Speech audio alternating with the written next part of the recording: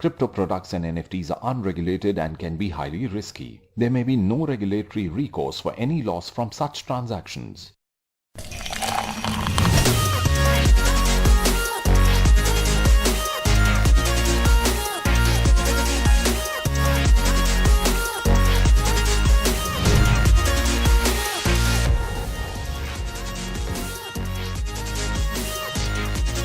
This is Coffee and Crypto. I'm Arun Singh and I'm ready to burn the floor tonight. Don't worry, it's just a teaser of what we're going to discuss, and that is buyback and burn strategy. But before that, we'll be starting with big stories of the week. Well, big Indian crypto exchanges have disabled rupee deposits for the purchase of cryptocurrency using a widely used state-backed transfer system, that is UPI. The decision follows a one-line statement last week by the National Payments Corporation of India, which said they are not aware of any crypto exchange using its UPI framework, which eases bank transfers. Hence, major exchanges have restricted UPI mode. Moving ahead, a non-fungible token of Twitter founder Jack Dorsey's first tweet received the highest bid of $280.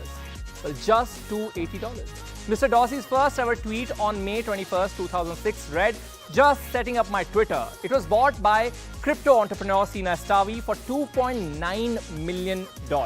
He put it up for auction at $48 million.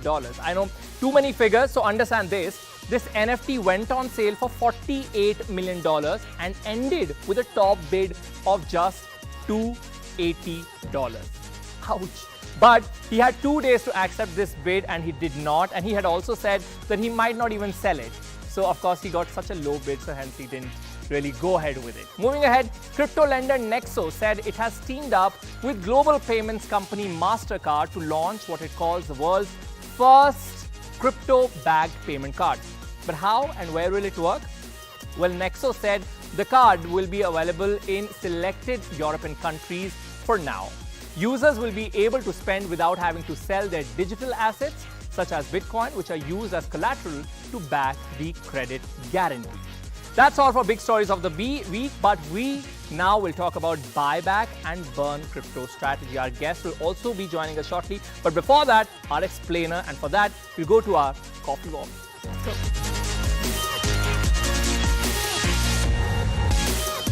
Buyback and burn crypto strategy. What is it? Well, cryptocurrency faces great price volatility. Why? Well, the market and the asset is relatively new. So, in order to add stability to the price fluctuations, token issuers use buybacks and coin burns to tweak the supply-demand cycle. But we'll divide buyback and burning into two and begin with buyback.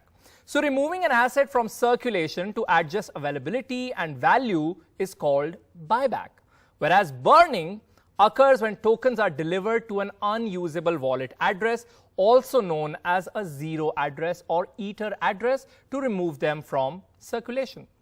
But the address of the burn wallet is available to no one, and once crypto enters this wallet, it is lost forever.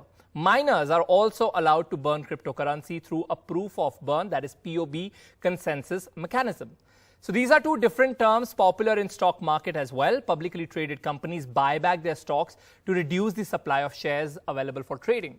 In crypto world, buyback limits the supply of the asset, which serves the purpose, right? That's what the purpose is. But burning impacts the currency and capital assets as well.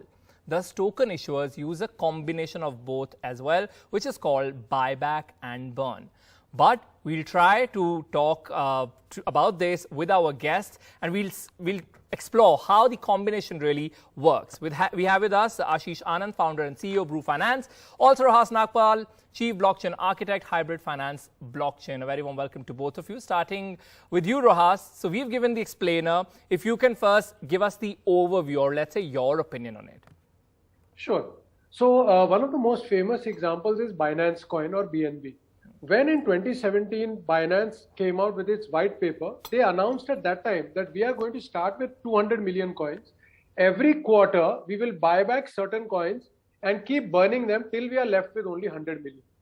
So what they achieve by this burning is they are reducing the supply, and thereby logically the price should go up. So I am quite a fan of burning of coins. And another reason for this is, suppose a particular crypto project has a lot of funds, but it has no way to deploy the funds. So instead of just sitting on the money, they should go to the market and buy back their own tokens and keep it so that the cash can be deployed in a better financial manner. And that is the same strategy followed by some of the biggest companies in the world also, where excessive cash holdings are used to buy back the securities. Sure, we'll also talk I'm about quite a fan of both these. Okay, you are, and we'll also. I've read it in multiple sources about the combination of both these. We'll also touch upon that. But before that, I'll also like to go with Mr. Anand here. What is your overview and one example, if you can quote, or just like your opinion on buyback and burn?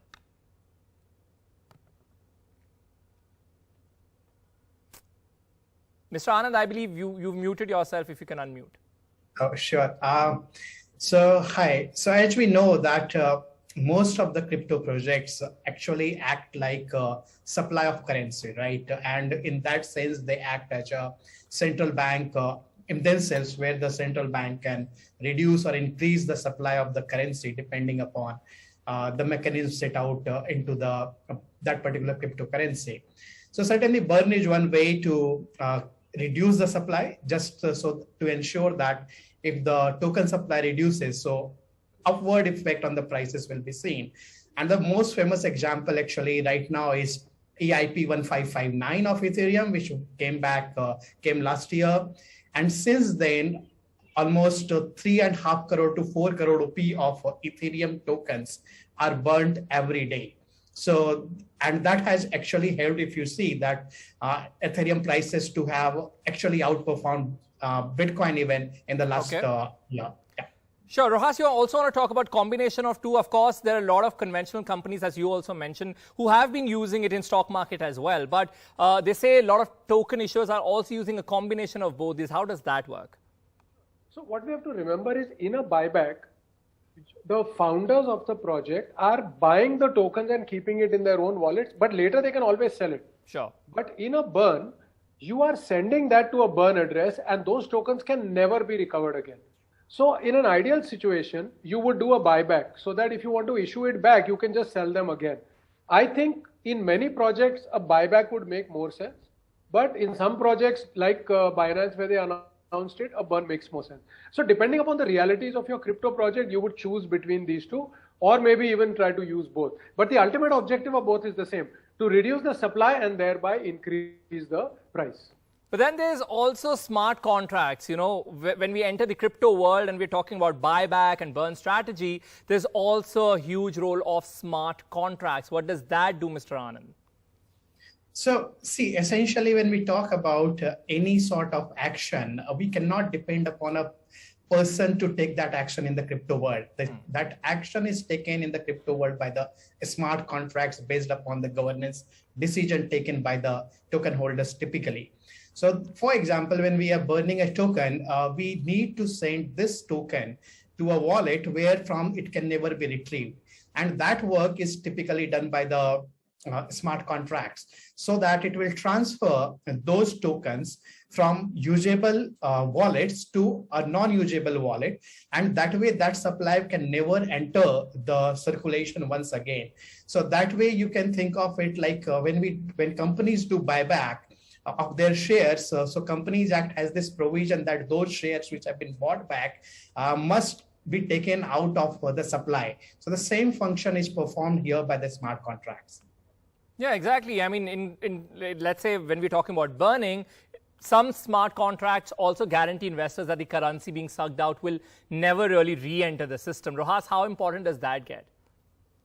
It is. So when Ethereum does it, so in fact, when you create a token, one of the fields that you program into your smart contract is it burnable? Only if you say burnable, then in future can you actually do that. Now here we have to remember the only guarantee comes if it is burnt, not if it is bought back. Because in a buyback, it's in a private wallet, it can always come back. But in burning, every blockchain, when it is set up for the first time, automatically generates a burn address. And it looks very different from a typical conventional address. And any token sent to the burn address technologically can never be recovered again. That is like one of the fundamentals of the blockchain technology. Right. Thank you so very much, both of you, for explaining buyback and burn in such a simple way. And of course, if one of our viewers, if any of you ever want to go back to it, you can always search it on social media platforms. Our explainers remain there. And now it's time for us to move on to our next segment, which we call MCQ. That's My Crypto Queries. We have with us Sharat Chandra, VP Research and Strategy, Earth ID. He's a blockchain and emerging tech evangelist. A very warm welcome. He's our expert tonight, and he'll be answering all your queries as he does in every single episode in a very simplified way. First query that we have is from Faizan, and he asks, any suggestion on STEPN NFT? Well, what is that? Users who buy the game's non-fungible token can earn rewards for every step they take. That's quite an interesting concept. So, Mr. Chandra, what are your thoughts on it? It's a very interesting project, and the team behind it is also very great. In fact, they happen to be one of the winners of the Solana Hackathon, which happened in 2021, Australian team. So what they're doing is they're riding high on the wellness trend, which is picking up. So wellness itself is a $1.5 trillion economy, according to McKinsey. So it empowers users to kind of adopt healthier habits, right? So you start earning NFTs or points in terms of the steps you take or the calories you burn, right? So they're promoting healthy living, and many people will start adopting these because it's kind of bringing element of gamification to fitness and also rewarding users, right, who are active physically. So that's a very, very interesting concept. And recently, even it was announced by Binance that Binance NFT Marketplace that they have tied up with ASIC sneakers, so users can equip themselves with sneakers, virtual sneakers to be precise, and get going. Yes, and I remember talking about that on our show as well. Moving on to our next query, Fanendra says, what factors to see before buying a crypto coin? Now, that's quite it's quite a wide question. And if you can answer it in as brief way as possible. Right. So now going back to the previous answer which I gave, right? So it's always important to look at the team which is behind the project. What exactly are they into? For example, this STEPN is about gamification, right, and wellness and health benefits. So if you're passionate about a project, or let's say any project, let's say gaming for that matter, which is picking up in a big way, or metaverse, so it also gets down to the project which is in demand for that matter, right? So if any use case which is in demand and again loved by many, so those projects will gain momentum in days to come. Interesting. And now we put up, this story to invite these questions, and a lot of questions were linked to Shiba Coin. I mean, there's one query that asks comments on Shiba Coin. There's Awesome Aryan, that's the handle, and he's asking Shiba Inu ko hold karke rakhe ya sell kar dein. There were several other queries related to Shiba Coin, and I just want you to introduce our viewers to Shiba Inu and then talk about your opinion on it. Of course, you've done a full episode on this as well, but very quickly, if you can answer their question. And one specific one is that should they hold it or sell it at the moment? Right. So Shiba Inu is one of the top most meme coins. After Dogecoin, it's also called the Dogecoin killer because at times its price has kind of taken over Dogecoin prices. But if you look at the recent developments, this week itself, and the metaverse was announced. So the SHIB metaverse, which is live and bidding is going on. And it was also listed on one of the leading exchanges called Robinhood. So that also lead to spike in prices. What's happening is the on-chain data suggests that there's an accumulation of Shiba tokens by some of the wallet whales, right? So that's one promising trend where you see accumulation happening. Also, the tokens in supply are also coming down. There's a couple of burn events planned. So it's estimated that close to 4.3 billion of Shiba tokens will be burnt in coming days, right? So that also tells us that the circulation of tokens will be reduced significantly. That also will lead to a rise in prices. Right. The new tax regime is in action in the country. That is 30% tax on every profit you make from cryptocurrency. And Atif has asked, loss mein kitna tax dena hoga? So it's as simple as that. How much tax should we pay on losses? So, I mean, ideally, you don't have to pay any tax on losses. It has only to be paid on the profits you make. So if you're making losses, then again, only thing is you can't offset losses against one coin versus another, right? So don't worry about taxes if you're making losses. Sure. Thank you so very much. That's all the time we had for this segment. Thank you, Mr. Chandra, for answering all our questions. And now it's time for us to take a very short break. But after that, we're discussing crypto tools. What are crypto tools? Well, these are apps that help users take advantage of the volatility of the market. We'll be discussing top 3 crypto tools picked up by our guests. So don't go anywhere. Keep watching Coffee and Crypto.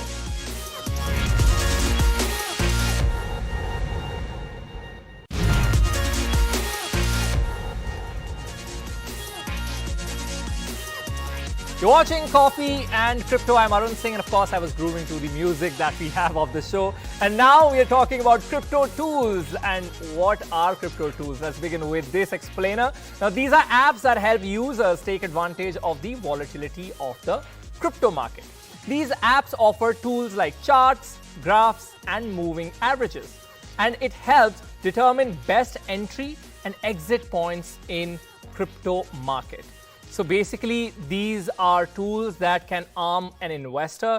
And there are several different genres of these tools as well. And we're discussing 3 tools. And the first one is Lunar Crush. Now, Lunar Crush acts as the integrating platform between social media and cryptocurrency. The second one is CoinMarketCal. That is a platform which is more or less like a crypto calendar that updates you about all the upcoming events of different coins. And then we have TradingView, the most popular charting and analysis tool used by cryptocurrency traders around the world. Now, we're discussing these 3 with our guest, Rohas Nagpal. Once again, a very warm welcome again, Mr. Nagpal. Now, let's begin with your pick out of these 3. I mean, Lunar Crush maybe? You'll have to unmute yourself. Lunar Crush is one of my favorites. So what they do is they collect activity from across social media, all the different social media platforms, Discord, Twitter, Facebook, LinkedIn, all of them, about thousands of cryptos and all the major exchanges. And what are the influencers posting? And based on all this, they try to give it to you in small chunks of information, which you can then use to make your own calculations whether you should buy, sell, or hold a particular crypto. So out of the 3, my favorite would be Lunar Crush. But then we also keep saying that, do not trust social media. The buzz can be fake. I mean, where does that fit in here? That's a very good point. But sometimes what we must realize is that even though the buzz may be wrong, but because a very large number of people are saying something, or because certain influencers are saying something, that impacts the prices. Like if you may remember a few months ago when there was a rumor that crypto will be banned in India. Now, because the rumor was so strong, and so many people were saying it, the price actually fell. And you had a huge, arbitrage opportunity between USDT and the US dollar. So even if the news turns out fake, you can actually make money when the rumor is very, very hot. Okay. And now let's talk about CoinMarketCal. Sure. So CoinMarketCal is actually very useful because see, in the crypto world, there are lots of announcements like a mainnet launch, a crypto listing, token burns, private sales, network upgrades, Ask Me Anything sessions conducted by the crypto project. Now, if you don't know about this information in time, you actually lose out. Because if I know when a particular mainnet is launching, I can actually buy the crypto in time so that when the general public comes to know, I can get a higher price and sell my investing. So I think CoinMarketCal is something that people like me would look at a daily basis to see what all is happening in the world. But you would recommend this to an active trader, right? No, actually, even to a long-term investor and holder, sometimes some of these things are important. Like, let's say you really like a project and you're a long-term holder. You should still attend the Ask Me Anything sessions, which are done by the project team, so that you know what is the long-term vision. So I think anybody and everybody should, on a daily basis, look at calendar sites like CoinMarket. And I believe you can also vote, and then there are events also held, and then there's a verification process also for users to participate in those, calendar events. Absolutely, you're right on that. Absolutely. And since you specifically asked about whether it is traders or others, TradingView, on the other hand, is a platform meant for traders because that is going to give you all the charts for technical analysis. There, if you're a fundamental investor who looks at the merits of the project, then a TradingView is not relevant to you, but a CoinMarketCal would still be. Sure, let's talk about TradingView then in detail. I mean, of course, it is also one of the most popular and, one of the most talked about tools here as well. And as you pointed out that it's for daily traders, it actually delivers charts and analysis tools, right? Which essentially is need of every single trader. Right. So what happens is when we look at it from a trader point of view, he's not looking at a long-term scenario. He's not thinking 1 year and 2 years. He's thinking minutes. So, when we look at the way the graph is moving, it can sometimes indicate to you when a particular crypto is overbought, when it is oversold. And then based on that, you are making decisions in seconds and minutes. I don't do it. It is a highly stressful job. But those who are in the business of trading, for them, these kind of charts and analysis are critical.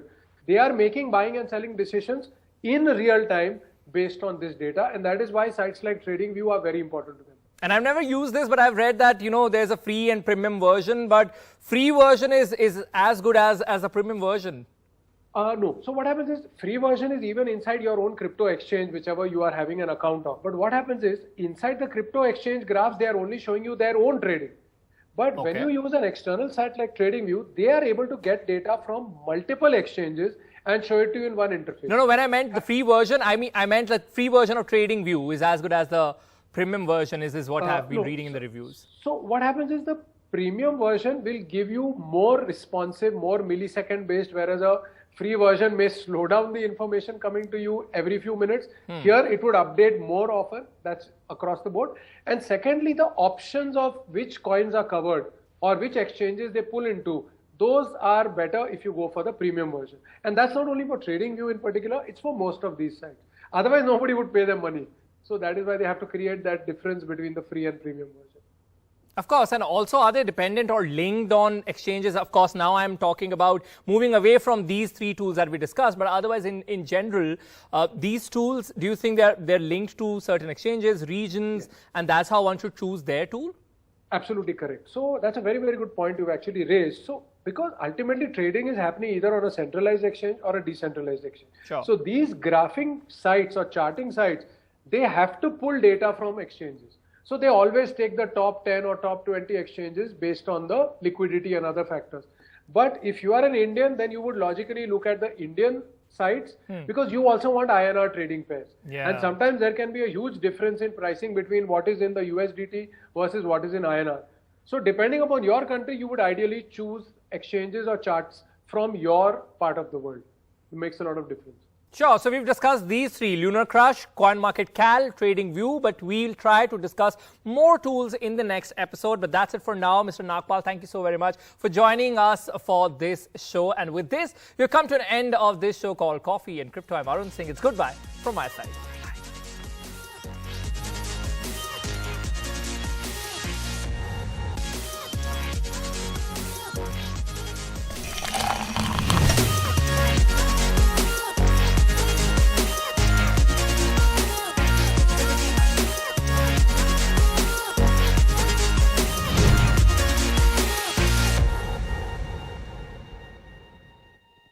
Crypto products and NFTs are unregulated and can be highly risky. There may be no regulatory recourse for any loss from such transactions.